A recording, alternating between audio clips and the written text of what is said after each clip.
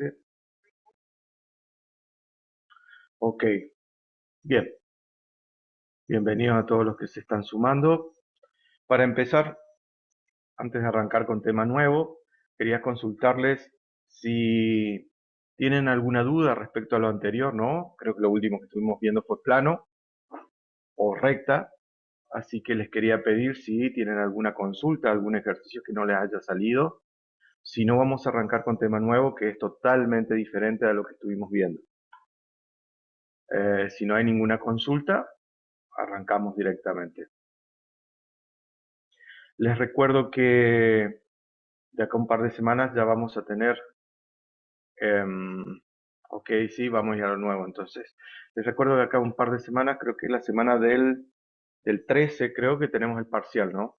El 13, el 12 o el 13 creo que tenemos el próximo parcial y luego de allí el recuperatorio. Una cosa que quiero aclararles para dejarle claro a ustedes que ya están participando de las clases, ¿no? Y que queda grabado para las personas que van a estar estudiando desde su casa o repasando las clases.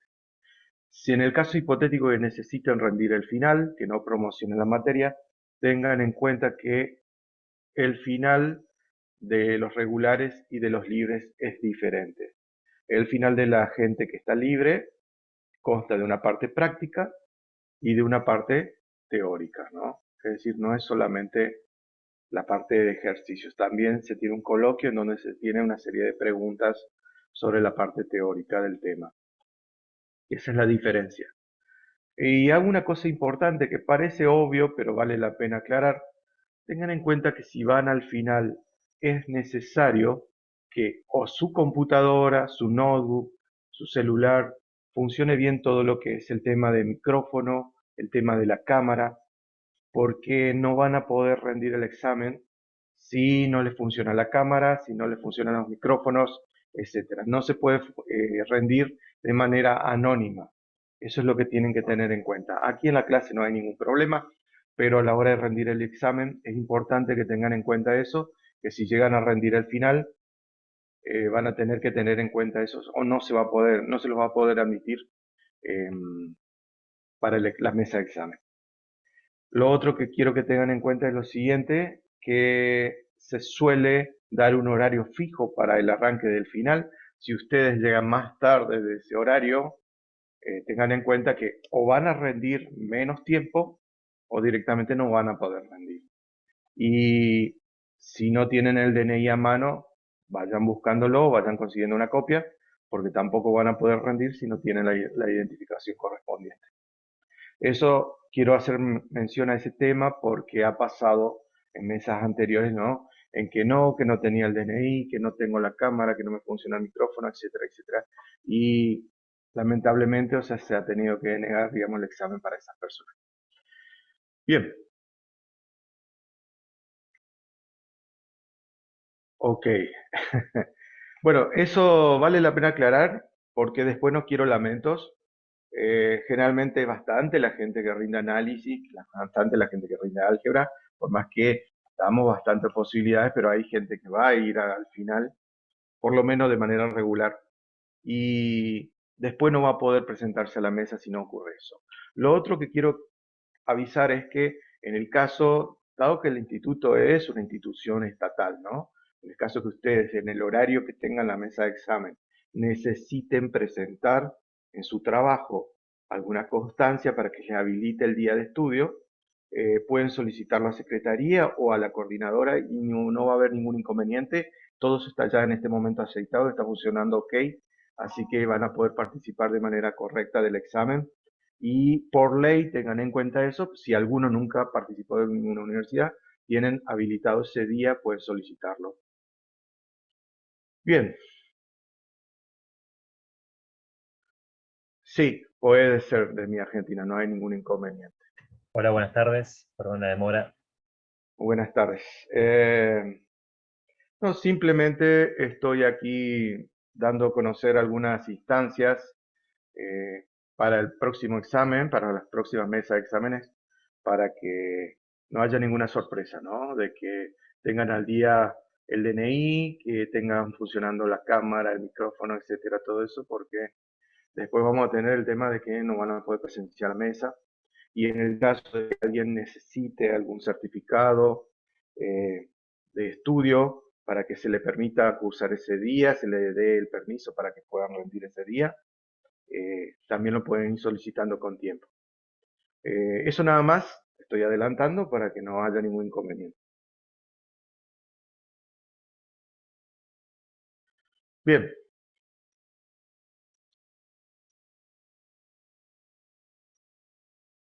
Ok, gente, si ya descargaron la guía nueva, como verán tenemos temas nuevos. Este tema es un poco interesante, es bastante interesante. Habla sobre los espacios vectoriales, ¿no? Y tenemos que hacer una pequeña introducción porque es prácticamente seguro de que muchos de ustedes nunca hayan oído hablar sobre este tema. Y generalmente cuando se lo ve por primera vez parece un poco interesante de entender, un poco complicado, no vamos a ser mentirosos, ¿no? Pero no es difícil, no es imposible. Yo sugiero que si por allí se sienten un poco perdidos, que descarguen el PDF del libro de Howard Anton, está disponible de manera gratuita, por suerte para ustedes. Pueden leer sobre esta unidad y es bastante claro y conciso sobre esta terminología y sobre toda esta temática, ¿no?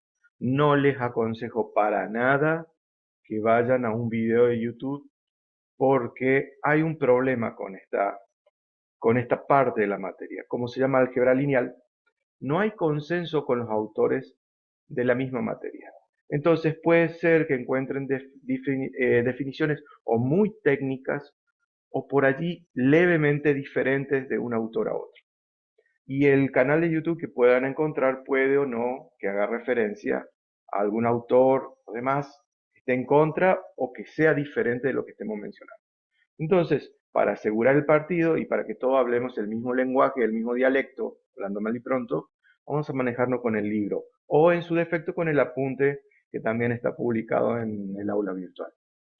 Eso quiero aclarar porque después van a decir, uy, pero yo leí en otro libro que dice otra cosa. No, justamente para ponernos todos de acuerdo y tener, ¿no es cierto?, una convención con todas estas terminologías que vamos a empezar a utilizar, hago mención a eso. Vamos a utilizar como libro de cabecera el Howard Anton o como resumen el apunte está publicado en el aula virtual. A partir de allí, si ustedes ya más o menos manejan el tema, pueden ir a otro autor o a otra bibliografía y no habría inconveniente. Pero ya desde la base de que ustedes ya son responsables del conocimiento que están teniendo, ¿no? Si no lo manejan al tema, vayan al Howard Anton, no salgan de ahí, por lo menos hasta que lo entiendan. Ok, dada esa aclaración, vamos a poder empezar. Y voy a habilitar la pizarra para poder empezar a hacer los esquemas y dar las definiciones.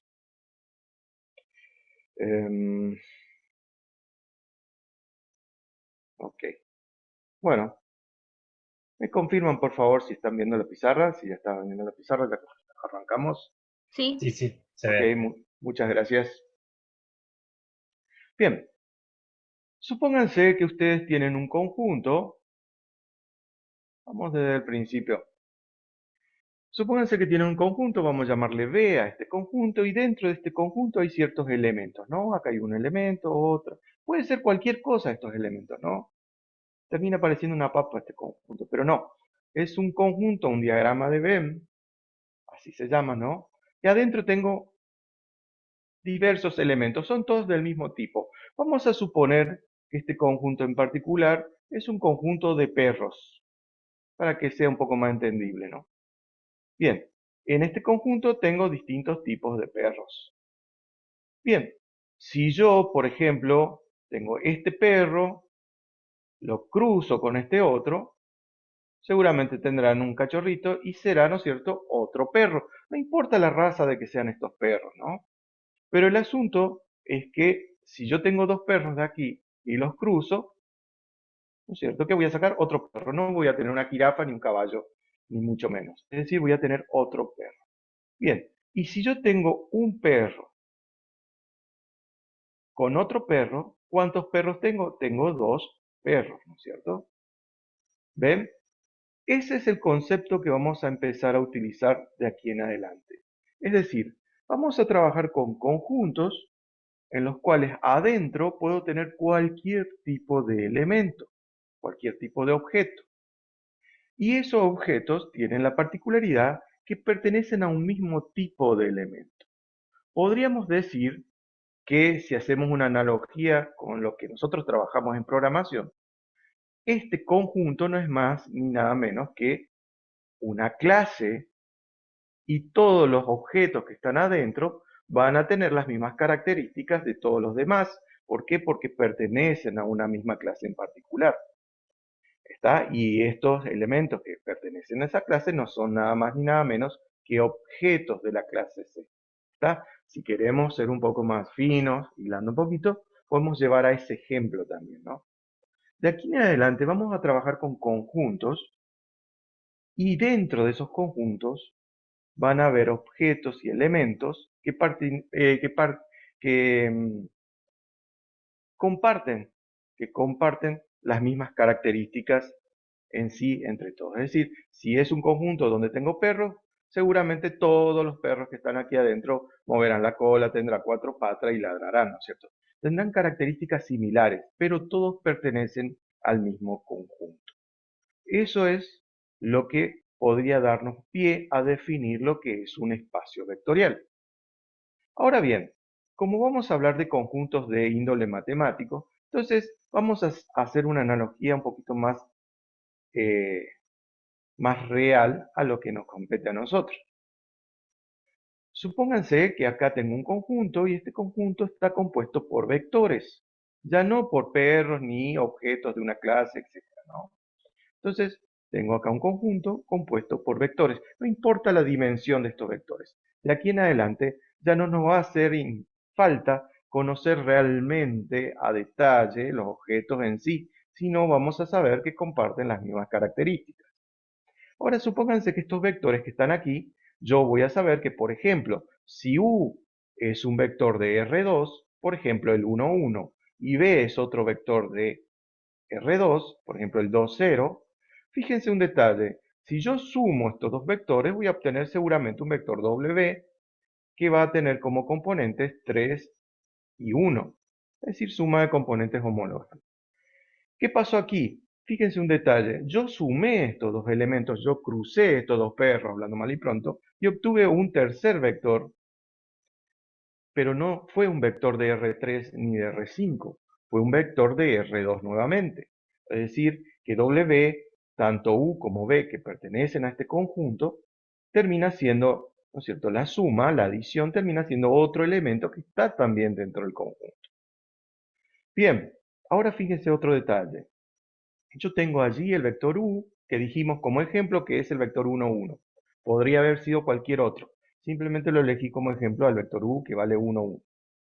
Ahora supónganse que al vector 1, 1 lo multiplico por 2. Bien, y el resultado me da ¿qué cosa? 2, 2. Bien, este es un vector diferente a U, porque U era 1, 1. Es un vector que tiene componentes 2, 2. Pero este vector, por más que se multiplicó por un escalar, no deja de ser un vector de R2, sigue siendo un vector de 2 componentes. No es un vector de 7 componentes, ni de R3, ni de nada. Sigue siendo, ¿no es cierto qué cosa? Un vector de R2. Es decir, que este conjunto vemos que si se suman, si se agrupan vectores o elementos que están dentro de este conjunto, me da como resultado otro elemento que está dentro del conjunto. Es decir, por ejemplo, como estamos hablando de vectores de R2, si sumo dos vectores de R2, me termina dando otro vector que está dentro de R2. Y también veo que si les multiplico a cualquiera de estos elementos que están dentro de R2, por algún escalar cualquiera, en este caso multipliqué por 2. Si los multiplico por 2 o por cualquier otro número, veo que me da otro vector diferente, pero sigue siendo un vector que pertenece al conjunto. O sea que no está fuera de ese conjunto. Bien, esos conceptos básicos que acabo de nombrar son los que conforman, ¿no es cierto?, de aquí en adelante, lo que vamos a llamar espacios vectoriales. Bien, vamos a definir entonces qué cosa es un espacio vectorial. ¿Está? Entonces, un espacio vectorial tiene por definición lo siguiente. Es un conjunto de elementos de naturaleza cualesquiera sobre los cuales es un conjunto de elementos de naturaleza cualesquiera sobre los cuales se puede efectuar la adición vectorial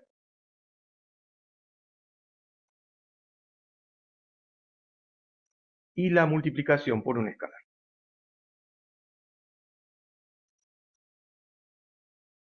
Por un escalar. ¿Está? Entonces, ¿qué cosa es un espacio vectorial? No es nada más ni nada menos que un conjunto, vuelvo a repetir la definición, es un conjunto de elementos de naturaleza cualesquiera. En criollo, es un conjunto de cualquier cosa, de los cuales lo que está allí adentro, esa cualquier cosa que está allí adentro, se pueden sumar como vectores, es decir, se pueden sumar componentes con componentes, elemento con elemento, ¿no? Y se les puede multiplicar por un escalar. ¿Está? Eso es un espacio vectorial de manera simple, o sea, en una definición bastante sencilla de entender. Es decir, de aquí en adelante vamos a trabajar con conjuntos y esos conjuntos van a tener elementos que se pueden sumar como vectores y a los cuales se les puede multiplicar por un escalar. De aquí en adelante los escalares vamos a trabajar nosotros van a ser escalares reales y los elementos con los cuales vamos a trabajar también van a tener índole real. Así que no se preocupen, no busquen cosas raras, por eso digo, no traten de salir del jaguaranto. Bien, ahora bien, esta definición es una definición simple. De aquí en adelante, todos estos elementos, cuando satisfacen una serie de leyes, dejan de llamarse elementos.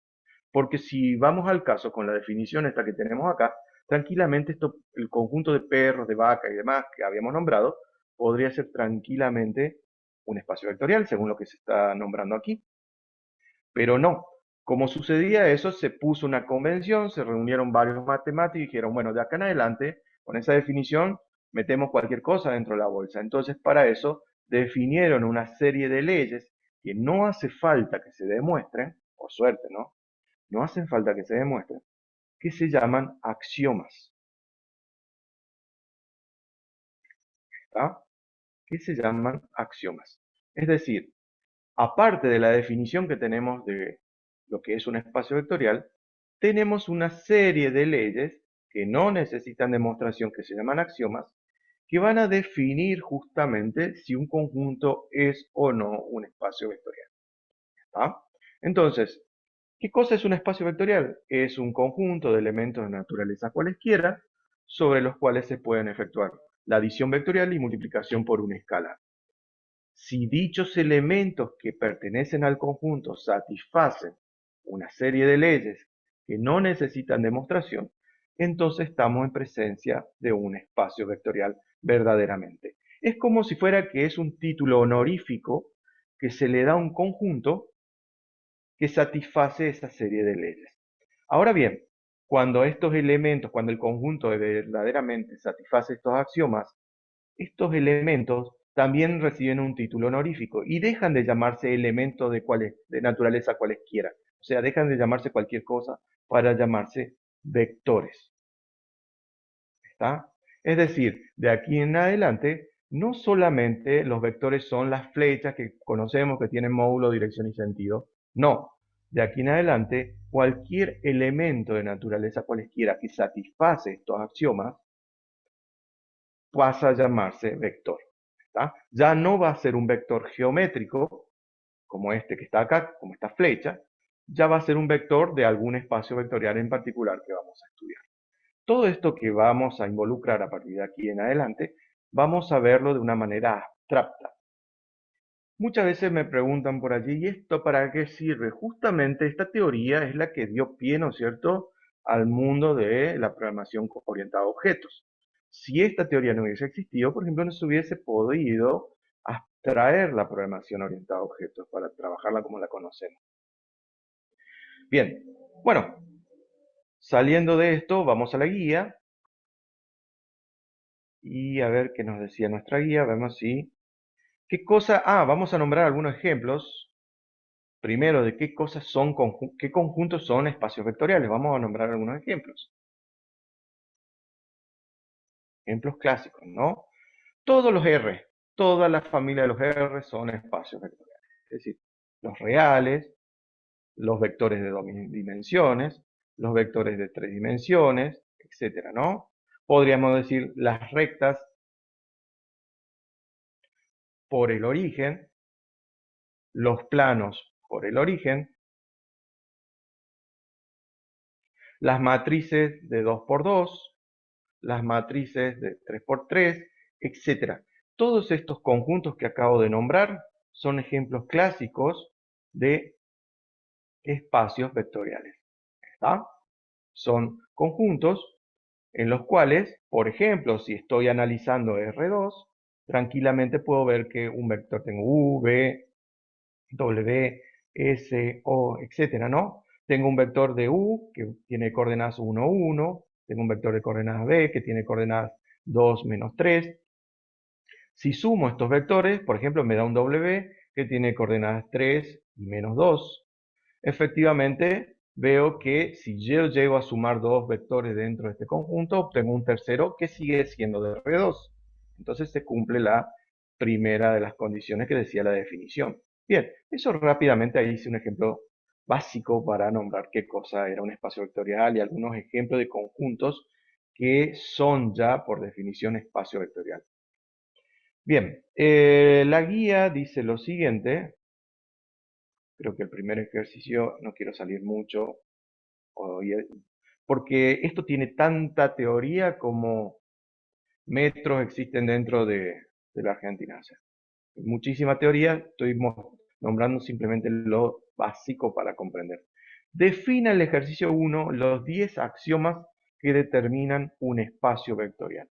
Recién había dicho que un conjunto no solamente tiene que satisfacer un conjunto cualquiera B, no solamente los elementos que están dentro de ese conjunto tienen que satisfacer la definición que conocemos, ¿no? Que es un conjunto de elementos de naturaleza cualquiera sobre los cuales se pueden efectuar la adición vectorial y multiplicación por un escalar. Allá, un poquito más lejos, tenemos que definir lo que son los famosos axiomas. Bien, el ejercicio 1 dice eso. Defina cuáles son los axiomas que definen a un espacio vectorial. Bien, como son 10 axiomas en total, lo vamos a dividir en dos partes. ¿Está? El primer axioma dice lo siguiente. Un vector U de un conjunto más otro vector B del mismo conjunto pertenecen al conjunto. El segundo axioma dice lo siguiente. Un vector U más un vector B es igual al vector B más el vector U. El tercer axioma dice esto. Un vector U más B más W es igual al vector U más B más W. Cuarto axioma. Un vector U más un vector U negativo, eso me da 0. Y quinto axioma. Un vector U más 0 me da el mismo vector U. Bien, allí los nombré. Ahora vamos a explicar cada uno de ellos. Estos son los 5 primeros axiomas. Este primero que está acá, que surge de la definición de espacio vectorial, habla o hace mención a algo que se conoce como ley de cierre. Ese es el nombre de este axioma. Ley de cierre de la adición.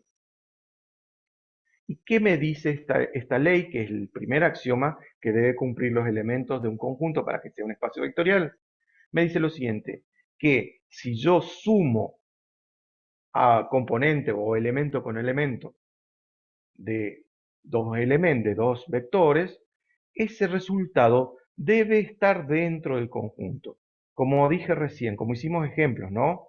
si yo tenía un vector u que tenía de coordenadas 1, 1, y tenía un vector b que tenía de coordenadas 3 y 2, si yo sumo estos dos vectores, por ejemplo, me da un vector w, uno cualquiera. ¿Qué resultado me da esto? Me da 4 y 3. Bien, ¿y cómo interpreto este axioma? Lo que me está diciendo acá no se está fijando en el resultado, se está fijando más que nada en qué cosa me da como resultado, no en sí en su procedimiento. Si se fijan, el vector u es de R2,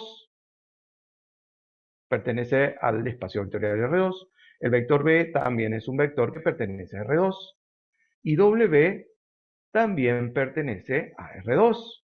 Entonces, efectivamente, este axioma se está cumpliendo, es decir, que cuando yo sumo, adiciono dos elementos de un mismo conjunto, me da como resultado otro elemento que está dentro del conjunto. O sea, si yo cruzo dos perros, me da un perro, si yo cruzo caballo, me da otro caballo, es decir, no me da una jirafa. Si yo tengo dos matrices de 2 por 2 y sumo dos matrices de 2 por 2, me termina dando otra matriz de 2 por 2. A eso se refiere este axioma, que es el que suele ser el más complicado de interpretar de estos 5 primeros axiomas. ¿Está? Bien, entonces, ¿cómo se llama este primer axioma? Ley de cierre de la adición. Me dice que dos elementos cuando se adicionan entre sí, me tienen que dar como resultado un tercer elemento que tiene que estar sí o sí dentro del conjunto. Bien, ahora los otros axiomas son bastante ya conocidos. Por ejemplo, el axioma 2 es lo que conocemos como propiedad conmutativa. El tercer axioma es lo que nos conocemos como propiedad asociativa de la adición. El cuarto axioma es que tiene que existir un elemento inverso, se llama existencia del elemento inverso aditivo o inverso simplemente. Es decir, si yo tengo un vector que tiene de componentes 1, 1, tiene que existir sí o sí dentro del conjunto otro vector que tenga de componentes menos 1, cosa que si lo sumo me dé el vector 0, 0. ¿Va? A eso, Profe, Sergio, perdón. sí. En el axioma número 3. Ah, estaba ahí hablando Gabriela. No, el paréntesis. Ah, no me di cuenta. Lo que pasa es como esto lo... A ver, no, ese estaría bien, el otro estaría mal.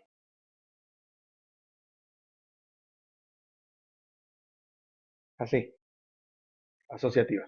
Ahí estaría. Mil disculpas. Error de, de imprenta. Gracias. No, sí, no, el concepto es el mismo, nada más que puse mal los paréntesis. Es decir, yo puedo sumar los dos primeros o sumar los dos últimos y eso no tiene que alterar el resultado, ¿no? Bien, existencia del elemento, bueno, ¿en qué me quedé? Existencia del elemento inverso. Si yo tengo un elemento, un vector o un elemento que está dentro del conjunto, tiene que existir otro que cuando lo sume me lo anule. A eso hace referencia. Y el último axioma es existencia del elemento neutro. Es decir, tiene que existir un vector o un elemento dentro del conjunto que si lo sumo a otro que ya existe, no me altere esa suma. ¿Está? A eso se refiere. Bien. ¿Alguna consulta sobre todo esto? Si no, no hay ningún problema. En la guía o en el libro puede ser que algunos de estos axiomas estén cambiados de lugar. No se preocupen, no se hagan un mundo. Cuando ustedes los estudien, no los estudien de memoria. Interprétenlo, sepan qué hace cada uno de ellos. ¿Está? El primero es el más importante de todos. Lo van a ver hasta en la sopa de acá en adelante, así que no se preocupen. Pero los otros, interpreten de qué se trata. Es decir, no hay problema de que, me acordé primero el elemento neutro y después ponen al final cuál es el segundo o cuál es el cuarto. No se preocupen por eso, ¿está? Simplemente interprete cuáles son.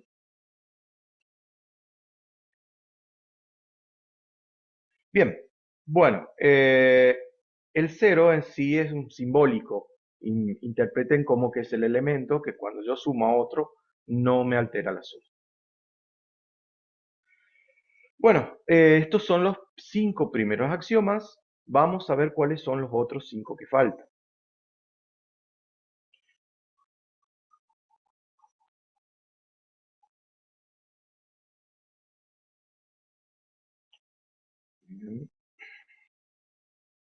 Entonces, los otros 5 tenemos el axioma 6 que dice lo siguiente. K por U pertenece a B. 7. K por U más B es igual a K por U más K por B. 8.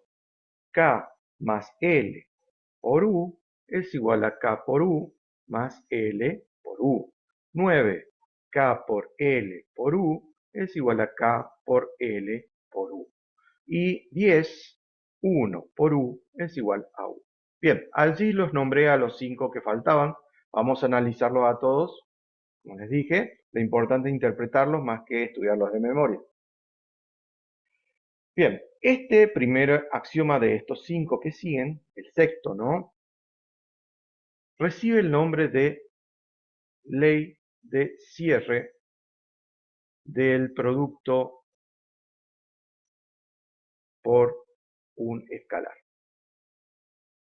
¿Está? Ley de cierre del producto por un escalar. Otro nombre que recibe es ley de composición externa. Por eso yo no quiero hacer mención a otros libros, pero si llegasen a verlo por allí en otros apuntes, van a ver que esto también se llama ley de composición externa y el axioma 1 se llama ley de composición interna. Eso hace referencia a que el escalar K es un elemento que no va a estar dentro del conjunto. El escalar K, el escalar K, el escalar L que tengo aquí, pertenecen a los números reales, o sea, al conjunto de los números reales. Los vamos a tomar prestado a los escalares, o sea, a los numeritos los vamos a pedir prestado de los conjuntos de los reales para poder desarrollar estos axiomas. Por eso es que se llama también ley de composición externa. Pero para que no nos confundamos, tranquilamente vamos a decir que esta es la ley de cierre del producto por un escalar.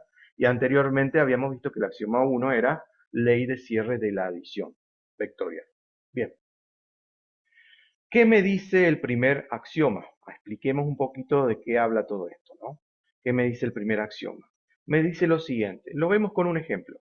Yo tengo el escalar 3 y voy a multiplicar, por ejemplo, al vector 2 menos 1. Este vector 2 menos 1 vemos que es un vector que pertenece a quién. Este es un vector que pertenece a R2, a los vectores de 2 dimensiones.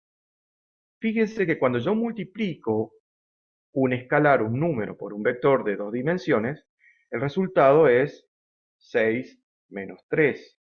Efectivamente, este resultado que me dio, que es 6 menos 3, que es un vector diferente, claro, pero pertenece también al mismo conjunto de donde salió este otro. No deja de ser un vector de 2 dimensiones por el hecho de que ha sido multiplicado por un escalar. ¿Está?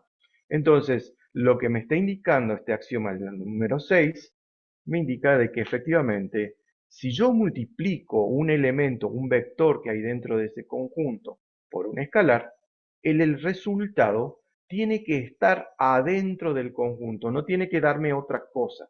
Es decir, si yo multiplico una matriz de 2 por 2 por un escalar, no me tiene que dar, por ejemplo, un polinomio, no me tiene que dar un plano, no me tiene que dar un vector, me tiene que dar otra matriz de 2 por 2. Ahora la pregunta es, ¿pero desde cuándo yo multiplicando por un escalar algo me va a quedar de otra manera?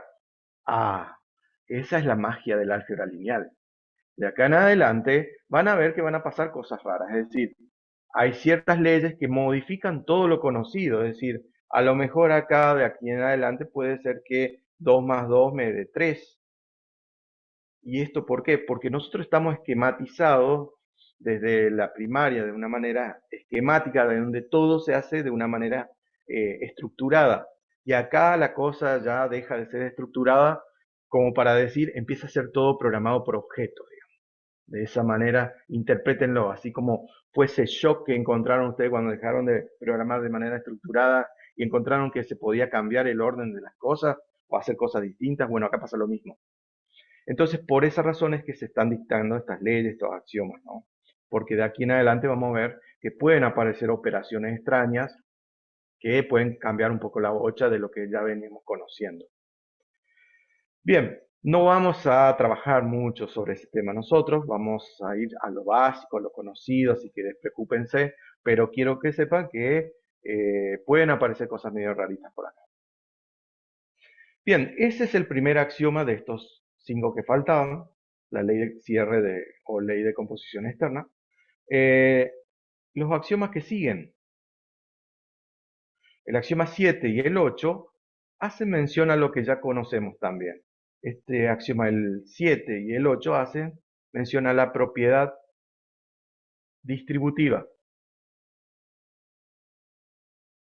Propiedad distributiva, en el axioma 7, hacemos mención a la propiedad distributiva de un escalar por una suma vectorial.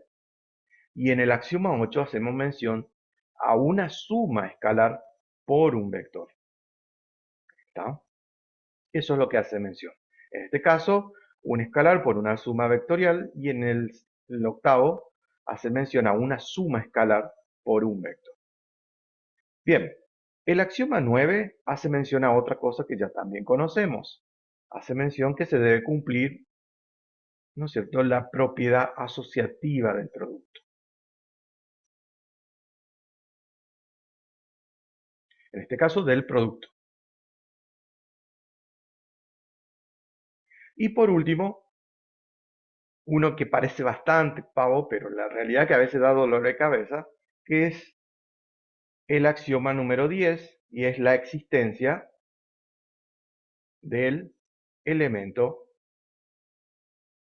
neutro. ¿Pero de quién? ¿De la suma? No, del producto. Es decir, si yo a un elemento, a un vector que está acá dentro de este conjunto, los multiplico por 1, me tiene que dar el mismo vector. Si no me da el mismo, listo, soné. Ese conjunto deja de ser un espacio vectorial. ¿Está? Bien, gente, esos son los 10 axiomas que me pedía el ejercicio número 1, que se deben satisfacer para que un conjunto sea un espacio vectorial. Les repito, es un título honorífico que se le da a un conjunto, ¿no es cierto? Cuando encuentro un conjunto por allí y veo que satisface estos 10 axiomas, listo, el conjunto deja de llamarse el conjunto de elementos de cualquier cosa para llamarse espacio vectorial. Y los elementos que están en su interior dejan de llamarse elementos y pasan a llamarse vectores. ¿Está? Eso es para que tengan en cuenta. Bien, ¿alguna consulta de todo esto? Si no, continuamos.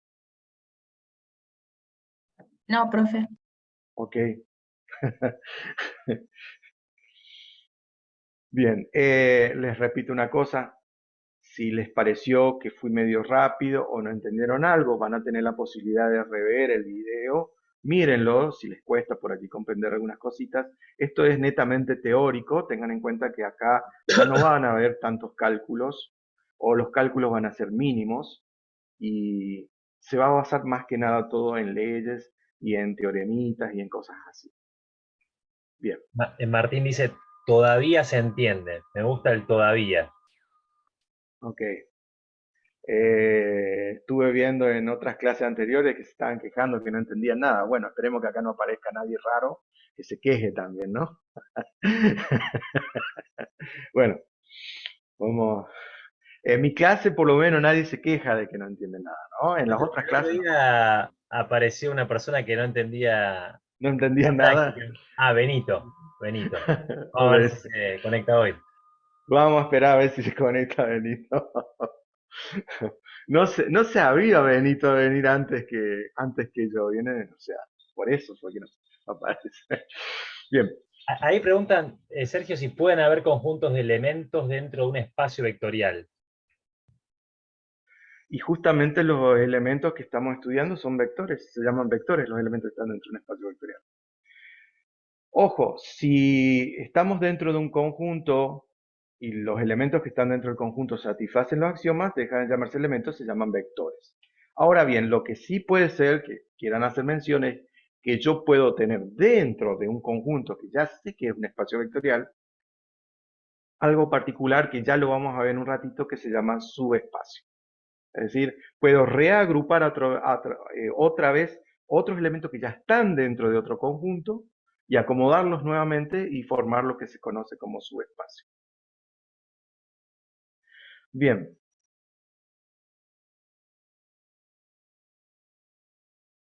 Ok, gente, vamos a ver qué sigue en la guía. Ya queda poco. Ya queda poco por la clase de hoy, pero en la guía falta todavía. A ver, dice, tenemos lo definimos.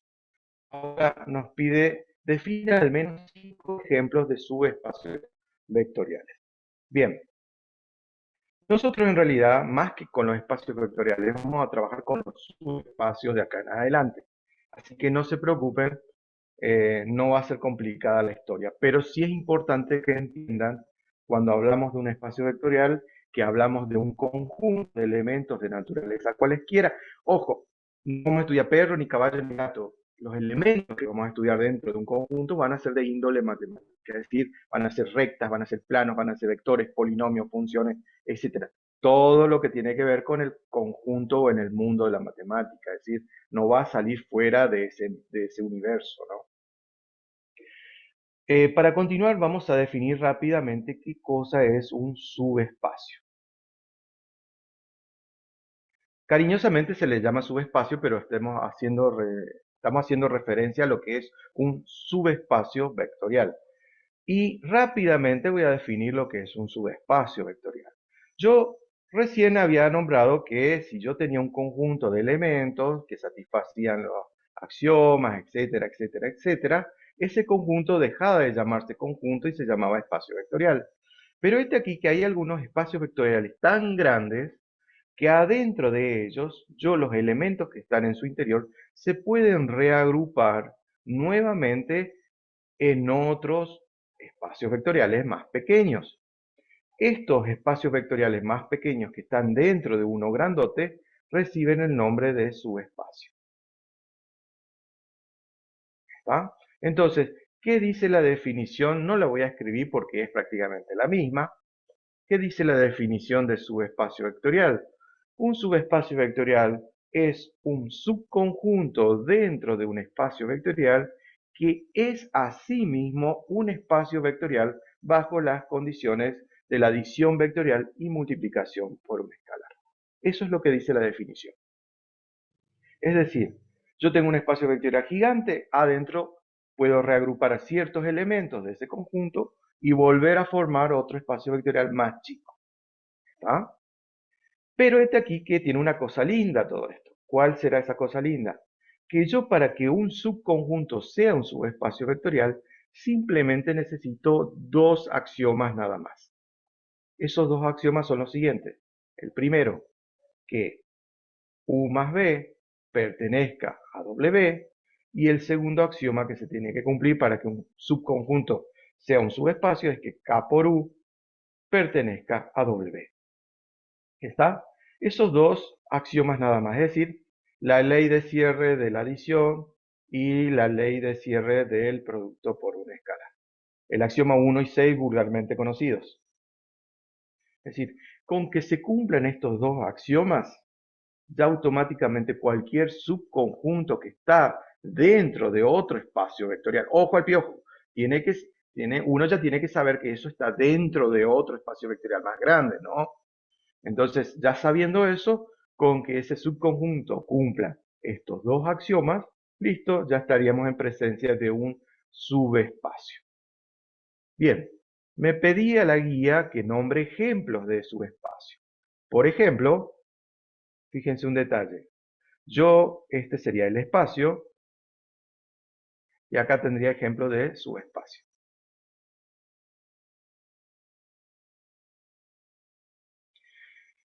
Sí, el espacio vectorial, Eugenia, sí, el espacio vectorial debe cumplir los 10 axiomas y el subespacio con que cumpla los dos anteriores ya es un subespacio.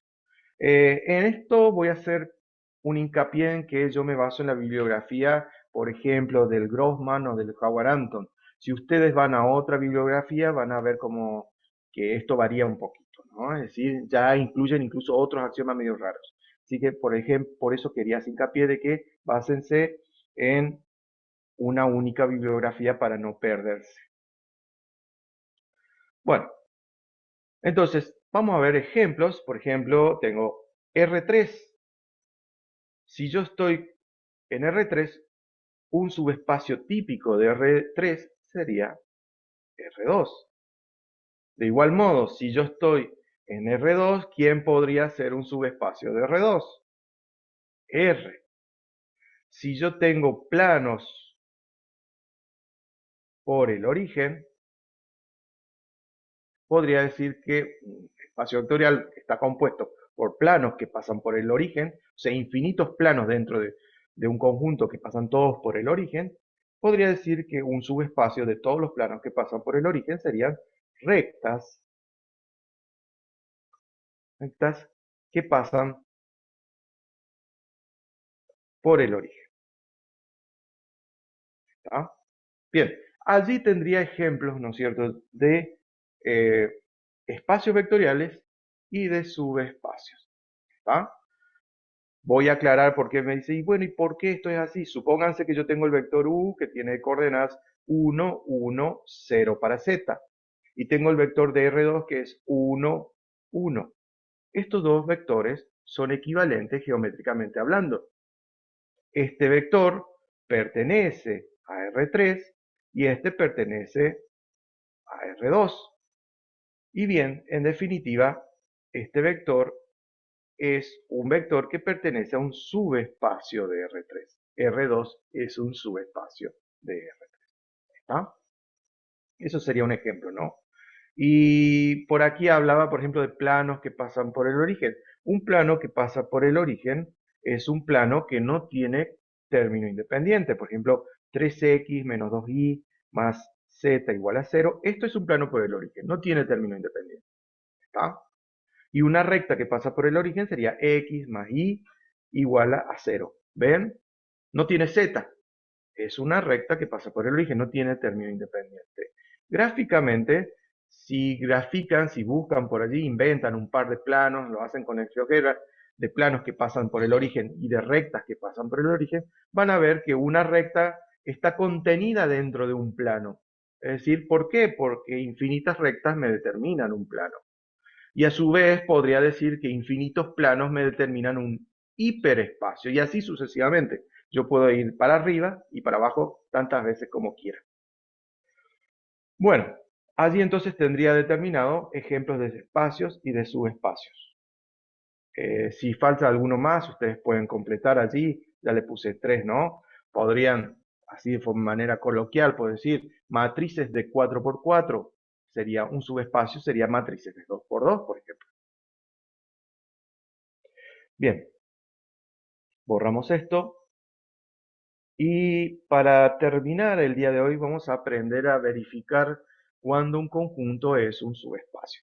Ya vimos entonces que para que un conjunto sea un subespacio tenía que satisfacer los axiomas 1 y 6. ¿Tá? Entonces, creo que la guía a partir del ejercicio 3 hace ya mención de eso, ¿no? Bueno, entonces hasta acá, bueno, damos un poquito de cierre a la parte teórica, así vamos a hacer un poco de ejercicios para ir interpretando todo esto. Supónganse que me dicen lo siguiente. Verificar que el siguiente subconjunto W es un subespacio. ¿Ah? Entonces, me dicen W es el conjunto de todas las X, Y que pertenecen a R2. Ahí evidentemente me está hablando de que estoy por estudiar un subconjunto que está dentro de R2, ¿no? El espacio vectorial sería R2. Y me dicen en el cual todas las componentes X son igual a la componente Y. Bien, esto sería gráficamente, si hago un diagrama de Venn, yo tengo acá los infinitos vectores que hay en R2, ¿no es cierto? Y dentro de los infinitos vectores, perdón, sí, es esto, ¿no? Dentro de los infinitos vectores que están en R2, tengo un grupito de vectores de R2, ¿no es cierto? Que le vamos a llamar W a ese grupo, y todos los vectores que están dentro de R2, que tienen esta característica, que la primer componente es igual a la última. Por ejemplo, el vector 1, 1, el vector 2, 2, el vector menos 3, etc. Fíjense que me dicen, W es un subconjunto de los vectores de R2 tal que la primer componente es igual a la segunda. Eso es lo que me está diciendo esto que está aquí. Bien, verificar si este conjunto es o no un subespacio. Para que un conjunto sea un subespacio, recordemos que tenía que satisfacer los siguientes axiomas. Primero, U más B tiene que pertenecer a W. Y segundo axioma, K por U tiene que pertenecer a W. ¿Está? Si se cumplían estos dos axiomas, yo estaba en presencia de ¿quién? De un subespacio vectorial. Recuerden que nosotros vamos a estudiar de subespacio en adelante. Así que no se preocupen, pues no hace falta que se sepan de memoria todos los 10 axiomas anteriores, ¿no? Vamos a ser buenitos y vamos a trabajar ya con conjuntos que están dentro de algo que ya sabemos que es un espacio vectorial. Entonces, ¿cómo yo verifico estos axiomas? Les voy a mostrar un método simple. Fíjense lo siguiente. Yo dentro de W tengo infinitos vectores que pertenecen a R2, pero ¿qué característica tienen? Que la primer componente es igual a la segunda. Entonces, busquemos dos vectores, un vector U y un vector B, que tengan estas características. Por ejemplo, uno el que más les guste. 1, 1, por ejemplo, y otro vector, menos 2, menos 2. Estos dos vectores son vectores que pertenecen a R2, sí, y que tienen esta característica. Ojo, tienen que tener la característica que me dice aquí el conjunto. ¿Está? Bien, acto seguido lo que voy a hacer es lo siguiente. Voy a sumar esos dos vectores. ¿Por qué los voy a sumar? Y bueno, porque el axioma 1 me pide eso. ¿Qué pasa si se suman dos elementos de ese conjunto? Si yo sumo U más B, me da, por ejemplo, un W, por darle algún nombre, ¿no? ¿Y qué me da de resultado? 1 más menos 2, ¿qué me da? Menos 1. 1 más menos 2, ¿qué me da? Menos 1. Bien, ahora fíjese el resultado. La suma de estos dos vectores, ¿qué cosa me dio? Me dio otro vector de R2, bien. ¿Y tiene la característica que tienen los vectores que están dentro de W? Sí. ¿Por qué? Porque la primer componente es igual a la segunda. Se cumplió. Entonces el axioma 1 sí se cumple. ¿Está? Veamos otro ejemplo con el axioma 2. Me dicen, K por U tiene que pertenecer a W para que sea subespacio. Bien, veamos que K, por ejemplo, toma el escalar K es cualquier valor real. Así que le doy, por ejemplo, el escalar, le doy 3. Bien, entonces 3 por U es igual a qué cosa? A 3 por 1, 1. Usemos el mismo vector que ya encontramos. ¿Cuánto me daría el resultado esto? 3, 3. Ahora bien, revisemos a ver si se cumplió el axioma. Para que este vector resultado pertenezca a W, tiene que tener la primera componente igual a la tercera. ¿Me quedó la primera igual a la tercera? Sí, me quedó igual. Entonces, por lo tanto, el conjunto W es un subespacio vectorial. ¿Está? Verifica los dos axiomas. Bueno, voy a hacer otro ejemplo.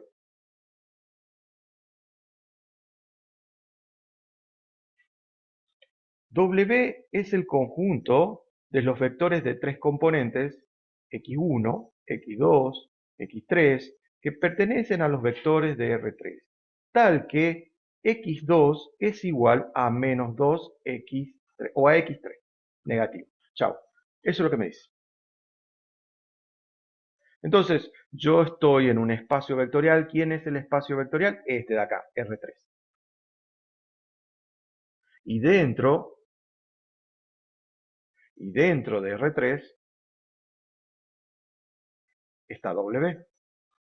Todos los vectores que agrupé dentro de R3 que conforman W tienen esta característica, que la segunda componente es la tercera cambiada de signo. ¿Está? Entonces, quiero verificar estos axiomas. Primer axioma que se tenía que verificar para saber si W era un subespacio. U más B pertenece a W. Es decir, que la suma tiene que darme otro vector que tenga las mismas características. Entonces busco dos vectores cualquiera de R3 que tengan esa característica. Entonces, por ejemplo, U que sea igual a 1, 3 y menos 3. B, 2, ojo que estoy eligiendo así cualquiera, ¿no? 2, menos 1, 1. Bien. Ahora fíjense un detalle. ¿De dónde sacaste vos esos vectores? Y son cualquier vector de R3 que tengan esta característica. Que la segunda componente sea la tercera cambiada de signo. De la primera, ¿y cómo es la primera? No, la primera puede ser cualquiera porque no hace mención ninguna característica sobre la primera componente. Simplemente estamos agrupando un subconjunto dentro de los vectores de R3 en los cuales los vectores que están dentro de W, todos estos vectores que están acá dentro de este subconjunto, la segunda componente es igual a la tercera cambiada de signo. ¿Ah? Sumo esos dos vectores para verificar este axioma y a ver qué me da. U más B va a ser igual a qué cosa. 1 más 2, 3. 3 más 1 negativo, 2. Menos 3 más 1, menos 2. Ahora bien, ¿se cumplió el axioma? Y sí. ¿Por qué? Porque la segunda componente es igual a la tercera cambiada de signo. Entonces este axioma sí se cumplió. Bueno, ya cumplimos el axioma número 1. Veamos qué pasa con el axioma número 6 o el 2 de subespacio, ¿no? Que era K por U tiene que pertenecer a W. Entonces, veamos qué dice este ejercicio. Entonces ahí veríamos. Por ejemplo, K, a ver que es una escala real cualquiera. 2, por ejemplo. Le dan cualquier número usted al K. Entonces me quedaría acá. 2 por U es igual a 2 por, usamos el mismo vector este que está acá. 1, 3 y menos 3. ¿Qué resultado me da esto? 2, 6 y menos 6. ¿Verifica el axioma? Sí, verifica el axioma. ¿Por qué? Porque en este conjunto todos los vectores tienen la tercera componente y la segunda son iguales cambiadas de signo. Entonces sí se cumple. Por lo tanto, sí es un subespacio vectorial.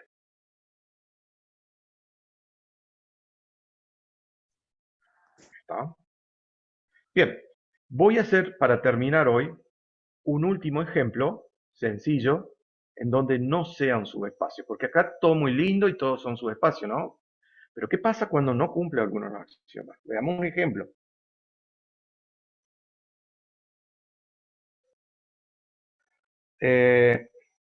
W, por ejemplo, es el conjunto de las x1, x2, x3 que pertenecen a R3, tal que x1 más x2 sea igual a 1. Esas son las características de los vectores y es un subconjunto de R3. Este es el espacio vectorial y aquí adentro hay un subespacio llamado W. Vamos a ver si todos los vectores que están acá adentro son o no un subespacio. Bien, entonces busquemos para verificar el primer axioma que era que U más B pertenezca a W. Ese era el primer axioma, ¿no? Y fíjense lo siguiente, vamos a buscar dos vectores cualquiera, U y B, esos los inventamos, pero tienen que tener esta característica, que la primer componente más la segunda sea igual a 1. Por ejemplo, un vector U que tiene coordenadas 0, 1 y 3. ¿Este vector tiene esta característica? Sí. La primera más la segunda me da 1. Y la tercera, y bueno, la tercera cualquiera, porque acá no me hace mención a nada especial de la tercera componente. Solamente que en este subconjunto todos los vectores tienen que su primer componente más la segunda da 1. Bien, ahora me faltaría un B. Inventamos otro B. A ver, por ejemplo, menos 1, 2 y 5. ¿Este vector pertenece a este subconjunto? Sí. ¿Por qué? Porque fíjense que menos 1 más 2, ¿cuánto me da? 1. Bien, entonces ya con esos vectores, listo, puedo verificar el axioma. 1 más b es igual. Sumo acá que me da 0 más menos 1 que me da menos 1. 1 más 2 me da 3 y 3 más 5 me da 8. Bien, ahora fíjense un detalle. Vamos a ver si el resultado no pertenece a W también, a este W que está acá adentro. Y fíjense, la segunda componente más la primera, ¿me da 1 esta suma? No. No da. Entonces, fíjense, evidentemente no verifica este axioma. ¿Está? Vamos a ver qué pasa. Bueno, ya sé que el 1, ya el axioma 1, chao. No es, ya esto ya dejó de ser su espacio. Y siempre está el cuestionamiento acá. Con que verifique el 1 ya no verifique, ya dejo de verificar. No. Ustedes tienen que, cuando resuelven un ejercicio de este tipo, tienen que identificar qué axiomas se cumplen y cuáles no. Por suerte, en su espacio, que no es lo único que vamos a estudiar, ¿no es cierto?, de esta parte, solamente son 2 axiomas. Pero si tuviésemos que trabajar con los espacios vectoriales, habría que chequear uno por uno los 10 axiomas y no terminamos más. Así que no pregunten eso nuevamente. ¿Hay que hacerlo sí o sí al otro? Sí, tienen que hacerlo a los otros, porque a veces uno se cumple y el otro no. Bien, entonces el otro axioma que era K por U pertenece a W. Ley de composición externa se llama este axioma. Entonces, buscamos un escalar K cualquiera, por ejemplo 3, y multiplicamos 3 por 0, 1, 3, que es el vector que había inventado, que me da de resultado, y esto me da de resultado 3 por 0, 0, 3 por 1, 3, y 3 por 9, 3 por 3, 9, ¿no? Veamos. El subconjunto W tiene la característica que todos los elementos que están ahí adentro, la primer componente más la segunda me tiene que dar 1. 0 más 3 me da 1, no, ni a palo me da 3. O sea que este axioma tampoco se cumple. Por lo tanto, W es un subespacio vectorial, no es subespacio, no cumple axiomas 1 ni el 2. Está ni el 1 ni el 2. En un examen, por ejemplo, van a tener un multiple choice en donde indicar cuáles axiomas se cumplen y cuáles no. Ese sería un típico examen, un típico ejercicio de examen donde se pregunta este tipo de ejercicio, ¿no? ¿Qué axiomas se cumplen? El 1, el 2, el 1 y el 2, ninguno de los dos, ninguna respuesta es correcta. En este caso sería, no se cumple el axioma 1 y se cumple el axioma 2. Por lo tanto, no es subespacio. Bien, gente, basta ya, me cansé. Eh, mañana continuamos con todo esto. Eh, no es difícil, pero repásenlo con paciencia y vamos a seguir haciendo ejercicios para poder entender mejor todo esto. Vamos a ver preguntas. Ahí ¿Está quedaron bien un par dentro de de su espacio? preguntas en el chat, Sergio. Sí, Eh, no sé desde cuándo, porque, a Mira, ver, Adrián preguntaba, entonces, si se cumple uno de los dos axiomas, ¿es un subespacio? no, se tiene que cumplir sí o sí los dos axiomas para que un conjunto sea un subespacio vectorial. Si uno se cumple y el otro no, chao, no es subespacio. ¿Qué otra pregunta había? Y después Cristian pregunta, profe, ¿y los vectores U y B, si estarían dentro del subespacio o lo que no cumple los axiomas es el resultado? Claro, no, U y B están dentro del subespacio, Sí, pero pero no, está dentro de un subconjunto porque no es un subespacio. Para que un subconjunto sea un subespacio, para que tenga ese título honorífico, se tienen que verificar los axiomas. Cuando ya un conjunto dejó de verificar los axiomas, listo, chau, es un conjunto simple, común y silvestre, pero ya no es un subespacio. ¿Está? Eh, dicen que dejen de preguntar porque si no se va a preguntar en el examen esas cosas. Así que, bien, 180 grados, bueno, vamos a poner 180 grados, no hay problema, ¿no? necesitamos doble tiempo. Eh, Sí. bueno, hay una forma, yo siempre aconsejo, hay una forma de tener doble tiempo. Rindan el parcial, si les va mal, bueno, vuelvan al recuperatorio. Ahí tienen 2 veces, bueno, entonces no se pueden quejar que tienen doble tiempo.